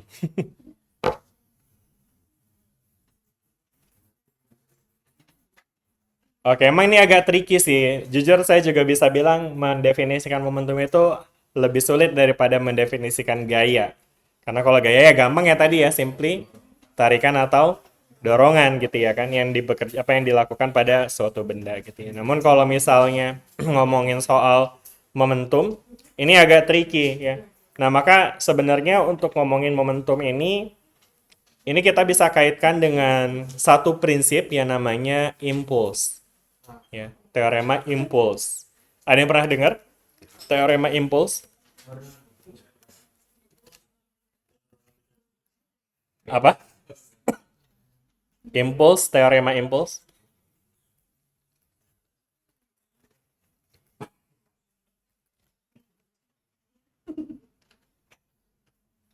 Rumus yang berkaitan dengan impuls dan hubungan antara impuls dengan momentum. Atau jangan teorema impulsnya dulu deh, impulsnya dulu deh. Atau rumus impuls dulu deh, rumus impuls teman-teman. Sama kayak tumbukan kan? Impuls itu sama dengan tumbukan. Oke, good. Ya sebenarnya bukan definisi dari impuls ya, tapi yes, impuls itu berkaitan dengan tumbukan. Pada saat tumbukan, ada impuls. Nah, cuma impulsnya itu apa? Gaya total yang bekerja. Jadi, jumlah gaya gitu ya. Oke, hampir. Karena kalau cuma ngomongin gaya total yang bekerja, berarti ya gaya doang dong, ya. Gaya doang. Ya tentu bukan ya, karena berbeda ya antara impuls dengan gaya. Impuls itu apa?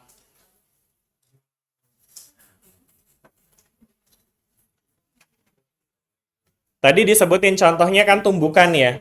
Kita ngomong contoh dulu deh, kira-kira pada saat apa sih terjadi impuls selain tumbukan?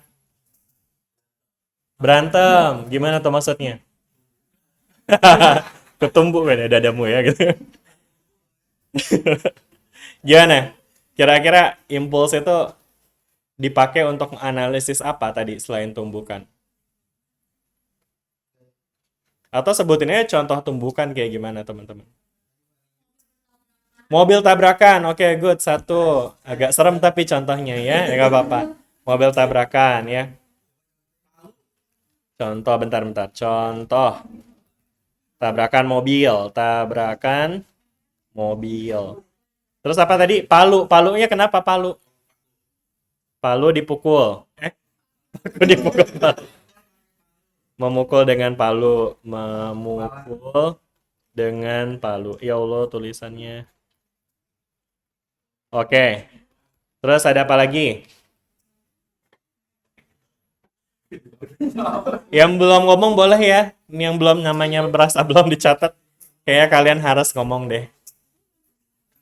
Nanti ini masuk poin ini nih, aktivitas partisipatif nih. Iya. Langsung ngomong nih. Apa? Bola biliar. Oke, bola biliar. Siapa? Bentar, sabar. Siapa namanya? Ivan. Pakai V apa F? Bener kayak gini. Oke. Terus nambahin. Lato. Oke. Siapa namanya? Tadi udah dicatat ya kayaknya. Dita sama kamu siapa namanya? Valia tadi udah juga ya. Oke, tadi yang jawab ini tadi. Istar. Bentarnya tadi Dita. Tadi kayak Valia juga jawab ya. Valia jawab yang mana? Wah, ini ya tabrakan mobil ya. Oke. Ada lagi contoh yang lain? Menendang bola. Oke. Menendang bola. Bola. Siapa namanya tendang bola? Arlo. Carlo. Pakai C apa K?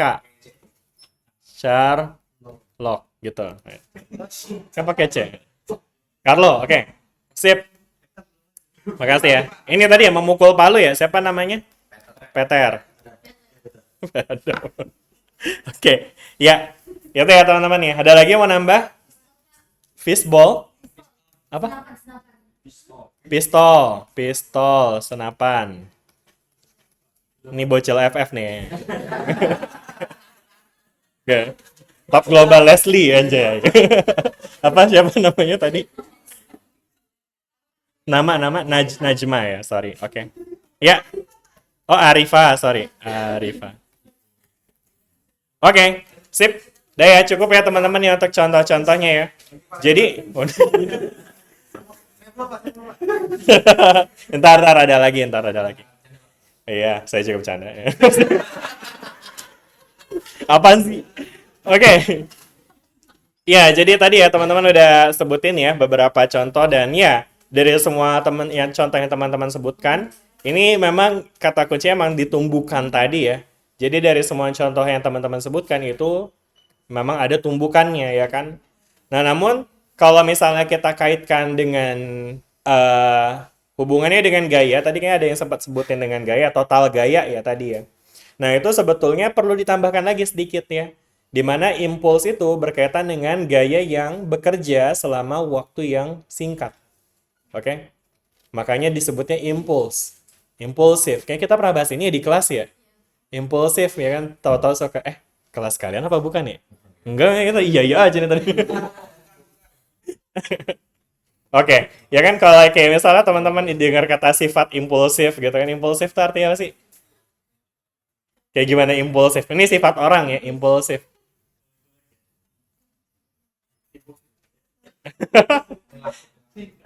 Kayaknya gak gitu deh. Impulsif itu lebih kayak tiba-tiba gitu teman-teman ya. Jadi kayak, kenapa? Ya contoh enggak. Apa sih? Indra maunya apa sih? Iya, iya. Gimana nggak mikir panjang, benar ya? Tahu-tahu langsung aja begitu ya kan ya. Impulsif. Wah, ada sendal lucu gitu ya kan, beli. Kayak gitu-gitu.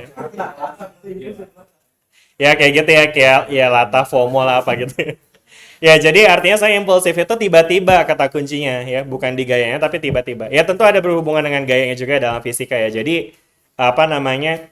Mungkin kalau kita definisikan secara sederhana, impuls itu adalah gaya yang bekerja secara tiba-tiba gitu ya, atau ya waktunya singkat. Contohnya apa? Tadi nih, dia mana nih? Tabrakan mobil. Jadi teman-teman lihat di tabrakan mobil itu kan ya, dia nggak ada niat untuk nabrak juga kan ya. Tahu-tahu nabrak aja gitu ya kan. Dan ketika tabrakan terjadi, ya itu kan juga waktunya cuma singkat ya. Nggak mungkin tabrakan nyampe setengah jam gitu tabrakan. Gitu. Iya, nggak ada agaknya.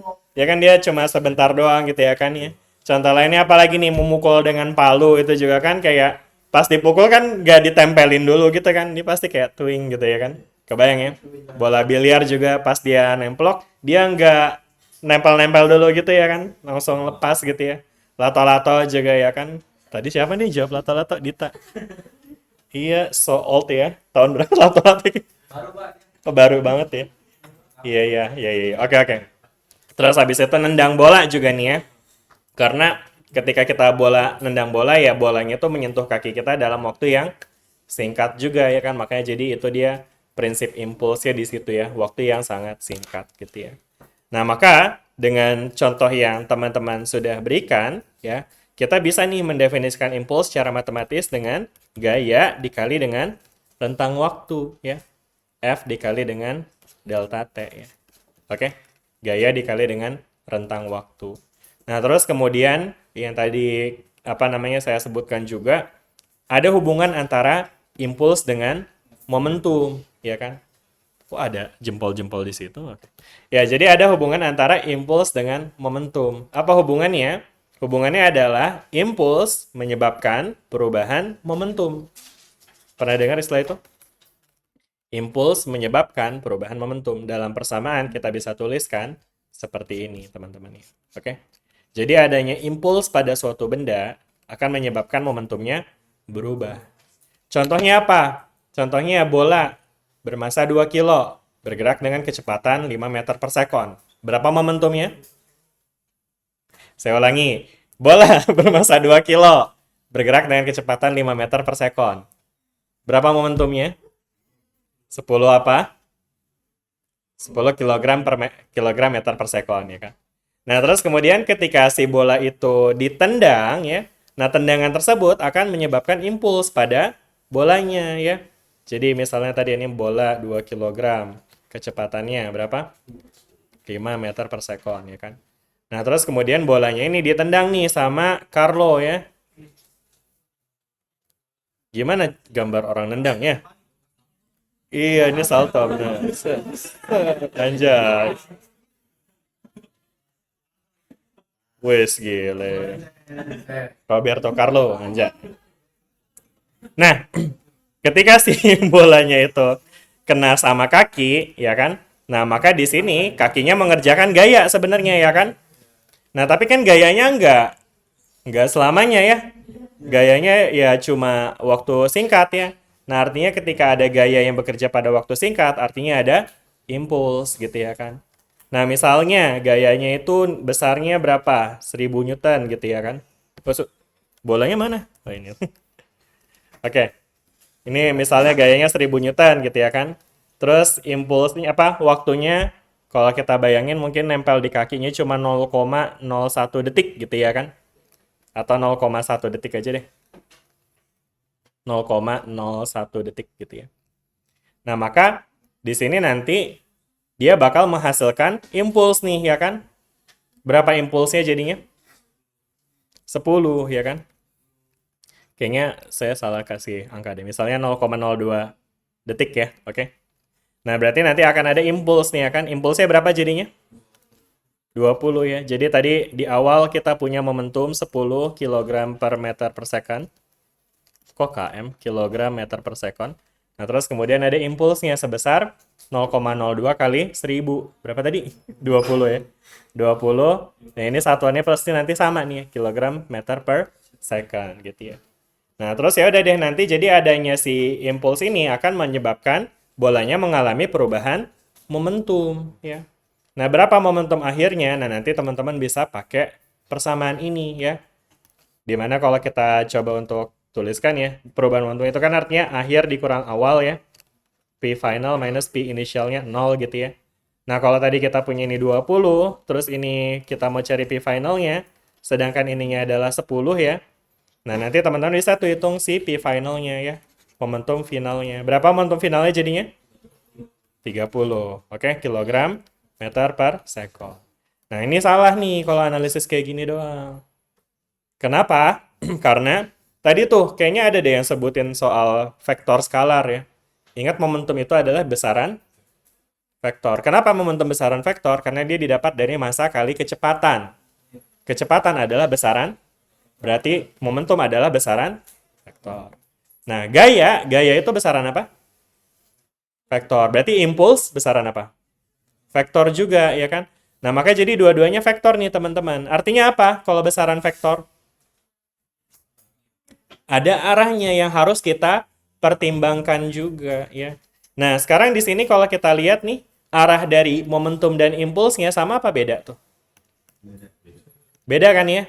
Teman-teman bisa lihat di sini momentum awalnya berarah ke kiri, ya kan? Sedangkan kalau impulsnya berarah kemana? Ke kanan gitu ya kan? Ini ke kiri, ini ke kanan tuh impulsnya ya kan? Nah, berarti kalau dia berbeda arah, gimana dong cara ngebedainnya dalam hitung-hitungan? Ingat gak? Pakai apa? Gimana? Plus minus sih. Kenapa sih? Jawabnya pelan-pelan banget. Kan udah lulus ini, Fisda sudah ya kan ya?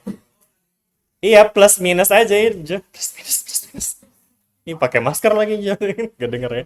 Ya, jadi iya, kita bisa bedakan untuk kasus satu dimensi ya. Ketika kita membedakan arah kiri kanan, kita bisa menggunakan plus minus ya untuk membedain arah kiri dan arah kanan gitu ya kan. Jadi katakanlah misalnya ke kirinya itu min 10 gitu ya.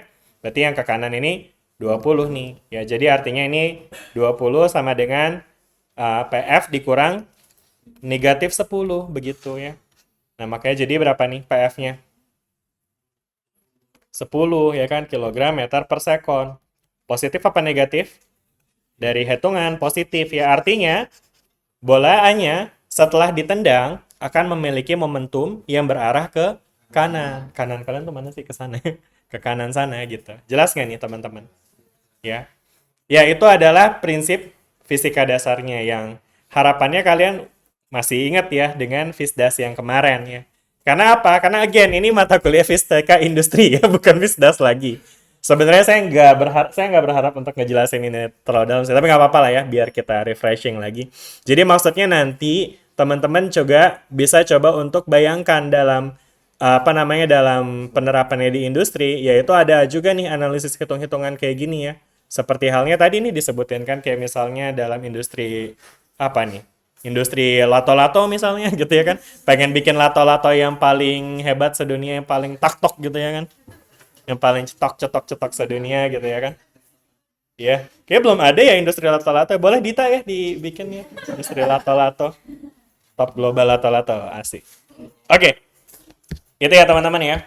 Dan kemudian tadi ya teman-teman, berarti karena tadi kita udah ngebahas tentang prinsip apa namanya momentumnya ya. Hopefully teman-teman bisa ngebayangin ya bagaimana apa namanya prinsip momentum ini bisa digunakan untuk apa nih? Mempengaruhi kontrol gerak benda di mesin berputar atau bergerak linear. Nah, ini maksudnya apa nih mempengaruhi kontrol? Karena tadi teman-teman bisa lihat ya momentum itu berkaitan dengan impuls ya kan, di mana impuls itu bisa menyebabkan perubahan momentum. Berubah momentum artinya apa? Bisa berubah juga arah geraknya kan ya, kayak tadi ditendang gitu ya kan. Nah, makanya jadi dengan kita bisa menakar atau mengatur atau menghitung berapa impuls yang bisa diberikan pada suatu sistem, pada suatu mesin misalnya, ya maka nanti kita bisa mengontrol gerakannya gitu ya. Kapan dia muter ke sini, kapan dia muter ke sana, berapa apa besarnya gaya yang harus diberikan dan seterusnya. Kebayang ya teman-teman ya sampai situ? Ya, terus habis itu ada apa lagi nih? Penting dalam desain sistem pengereman dan kontrol kecepatan. Nah, ini juga nih. Nih ya teman-teman ya. Jadi apa pengereman ini terutama ini berkaitan sama keselamatan ya.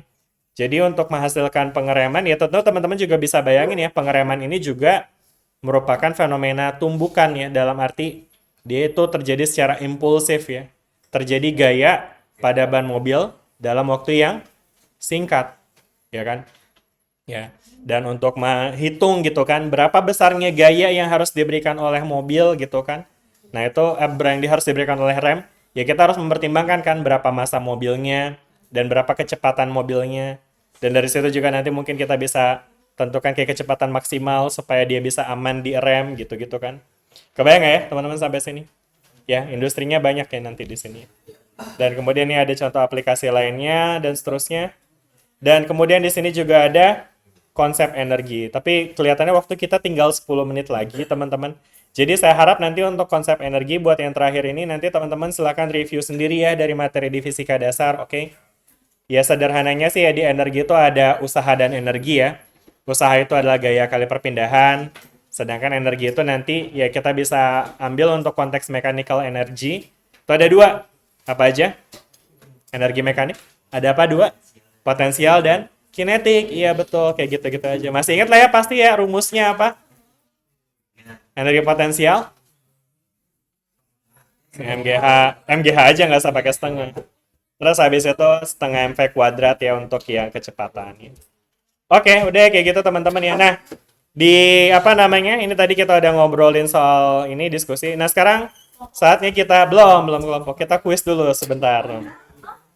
Ya kan tadi di akhir kelas kita akan kuis ya. Ini aja kok, pertanyaannya gini-gini doang. Ya, jadi silakan teman-teman ambil kertas selembar.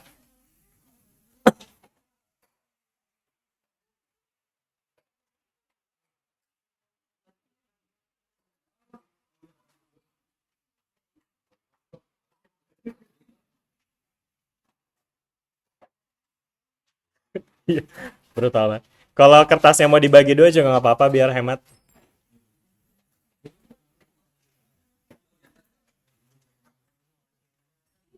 Udah ya. Terus teman-teman silakan tulis ya nama teman-teman di kanan atas. Nama sama apa? NIM. Yes. Name in NIM anjay. Nama dan NIM. Terus habis itu ya udah deh, ini ada jelaskan hubungan gaya, momentum, dan energi. Kemudian sebutkan satu contoh penerapan hukum Newton. Mungkin berarti ini karena tadi kita belum bahas energi secara detail, nanti teman-teman bisa coba kaitkan nih gaya dan momentum dalam konveyor ya. Oke. Nggak usah ditulis soal. Ya,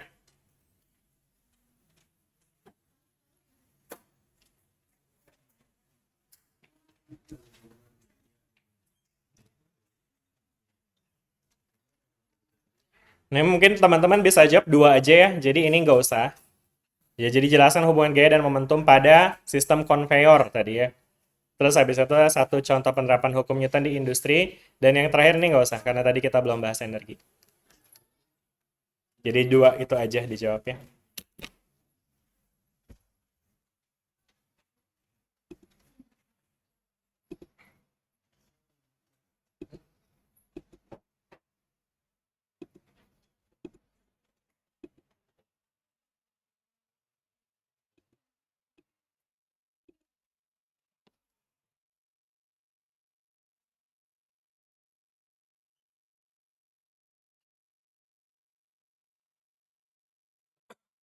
Jawabnya sepikiran teman-teman aja ya. Singkat aja juga nggak apa-apa. Waktunya 3 menit aja. Buset gak tuh.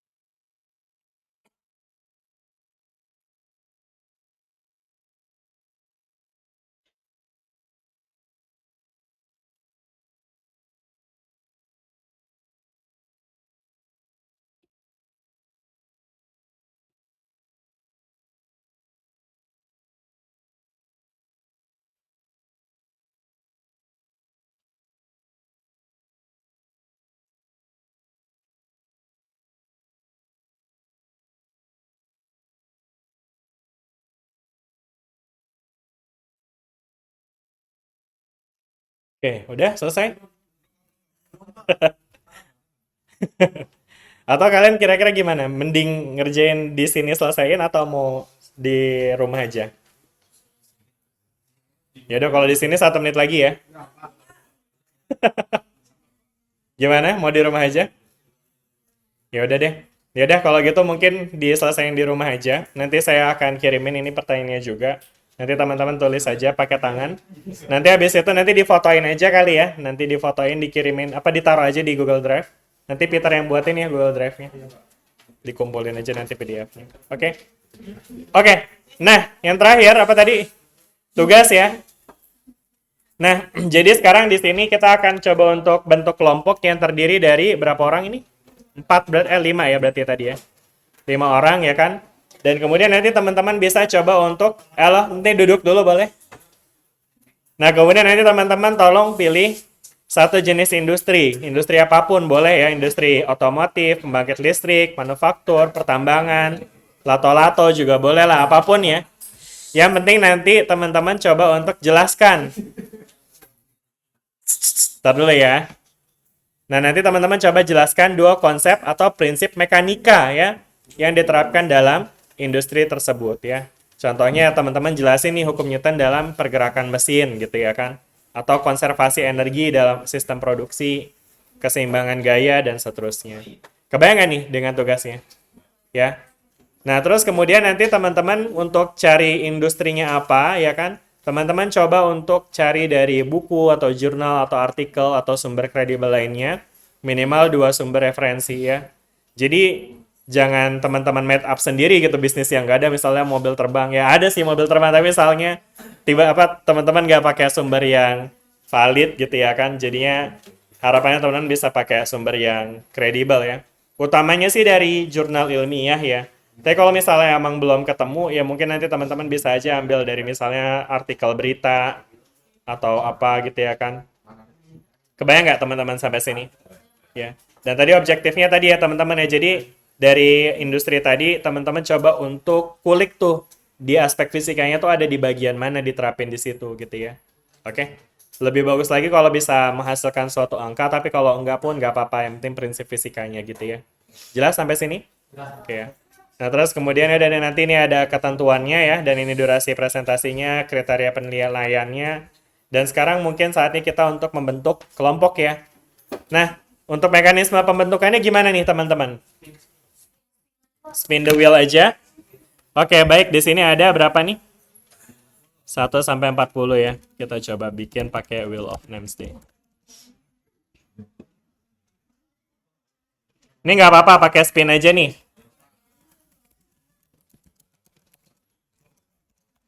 12, 13, 14, 15, 16, 17, 18, 19. Bentar, kita nomor kelompoknya aja deh. Bentar dulu, 19, 18 yang hilang ya? Kita berapa kelompok sih harusnya? 8 aja, kenapa banyak banget? Nggak usah, saya males nulis sampai 40 gitu. Jadi, kita tentukan siapa masuk kelompok berapa gitu aja, oke? Iya. Oke, kita mulai dari 1, Dara. Kita lihat, masuk kelompok berapakah Dara? Tolong nanti ada yang catetin ya.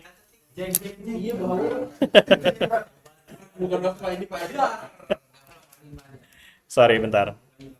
Kok ini sih? Berapa tadi? Dara kelompok 4 ya. Ini tapi muternya lama banget lagi. Gimana cara nyepetinnya? Gas aja.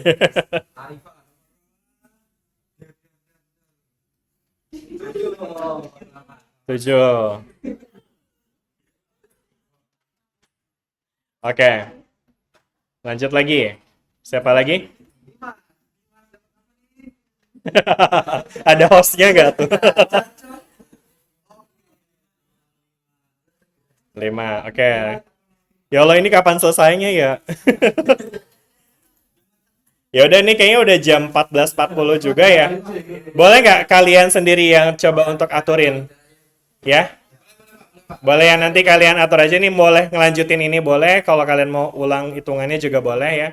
Sebenarnya kalaupun kalian mau bikin tanpa wheel of names juga boleh. Misalnya kalian ngerasa, ini mah udah CS nih sama dia gitu. Nah, mau kelompok sama dia boleh juga gitu ya. Tapi kesepakatan kalian ya. Jangan sampai kalau misalnya nanti kalian ada yang kamu mau CS-nya tapi ada yang nggak mau acak aja. Nah, itu kalian harus mufakat ya. Oke? Jelas nggak nih sampai sini? Ya, saya serahkan ke Peter lah ya untuk sebagai kepala desa untuk mengatur bagaimana mekanismenya.